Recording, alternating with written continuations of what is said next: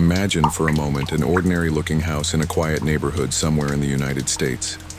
From the outside, nothing unusual. Windows, walls, furniture, a family living their everyday life. But what if I told you that inside those walls lurked something unspeakable? Invisible forces, screams muffled in the night, a stench of decay that would fill the air without reason, and shadowy figures sliding across the walls like living smoke? What if these were only the beginning and signs of something far darker? Today you're going to hear the chilling story of one of the most disturbing hauntings ever recorded, the Smurl Haunting. A case that blurred the line between the natural and the supernatural. Was it a hoax, a case of mass hysteria, or something truly demonic? Throughout this story, we'll explore every haunting detail. And the question is, will you dare to stay until the end? Before we begin, don't forget to leave a like, drop a comment telling me what you think really happened, and subscribe to the channel so you don't miss the next terrifying story. The beginning, the house that chose its victims.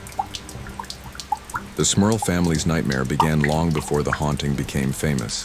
In 1972, a devastating flood caused by Hurricane Agnes destroyed large parts of Pennsylvania.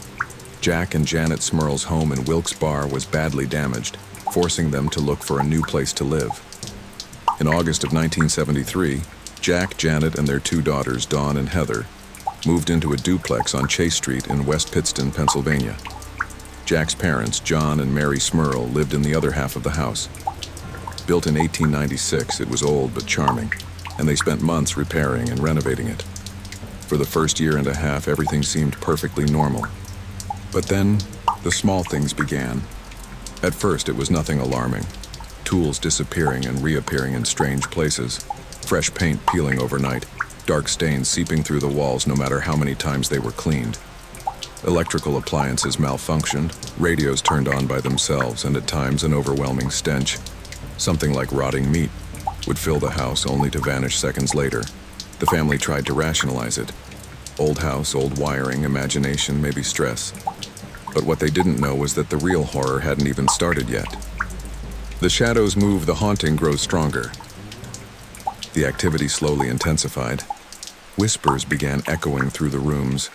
Faint voices calling out names, especially Janet's. Jack's mother claimed she often heard the couple arguing when the house was silent. Janet, in turn, swore she heard her mother-in-law calling her name when no one else was home. Then the presence made itself known. Objects began flying off shelves. Lights flickered violently. Knocking sounds came from inside the walls, as though something were crawling through them. And then, the assaults began. Janet claimed that one night she was attacked in her sleep, held down by an unseen force that dragged her across the bed. She described the experience as being molested by something she couldn't see. Jack later confessed to having endured the same, waking up pinned down, unable to move as if something was feeding off his fear. Even their dog wasn't spared. The animal was thrown violently against a wall by something invisible.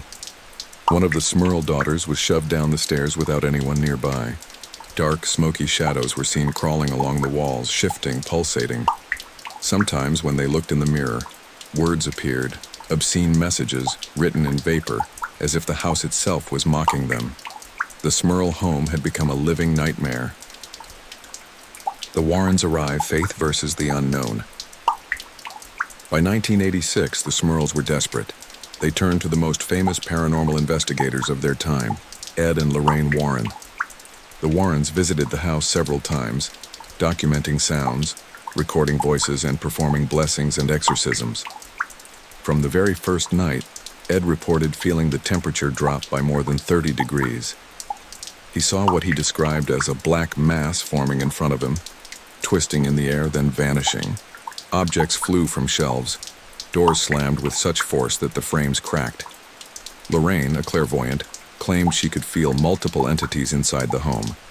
2 female spirits, 1 male spirit who had supposedly died there, and a demonic force that controlled the others. Over the following months, the Warrens continued their visits, conducting prayers and rituals. But every time they tried to drive the presence out, the activity only got worse. Finally, after one particularly intense exorcism, the local priest claimed that the evil presence had been weakened and that the home had been cleansed. But the Smurls knew it wasn't over. They continued to hear voices. Objects still moved. The air still carried that familiar stench of decay. It was as if the house refused to let them go. The escape, leaving the demon behind. By 1988, exhausted and broken, the Smurls decided to leave. They moved back to Wilkes Barre, hoping to rebuild their lives away from the torment. Surprisingly, the next residents of the house, including a woman named Deborah Owens, claimed they never experienced anything supernatural. To them, it was just another old house. Jack and Janet kept a low profile after the events.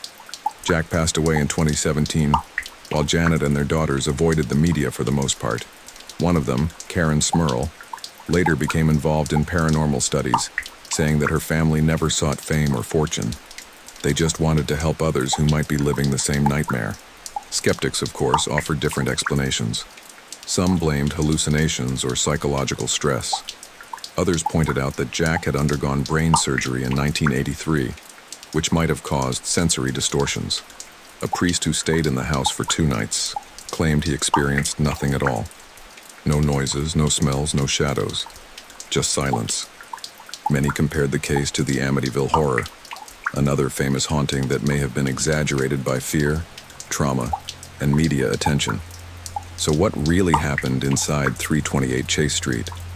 Was it a hoax? A hallucination? Or did a family truly come face to face with something beyond human understanding? To this day, no one knows for sure. The Smurl Haunting remains a mystery, a chilling story of faith, fear, and the unseen. If this story gave you chills, don't forget to leave a like, subscribe, and share this video with someone who loves true paranormal stories. What do you think really happened to the Smurl family? Were they victims of a genuine haunting, or of their own minds? Let me know in the comments below.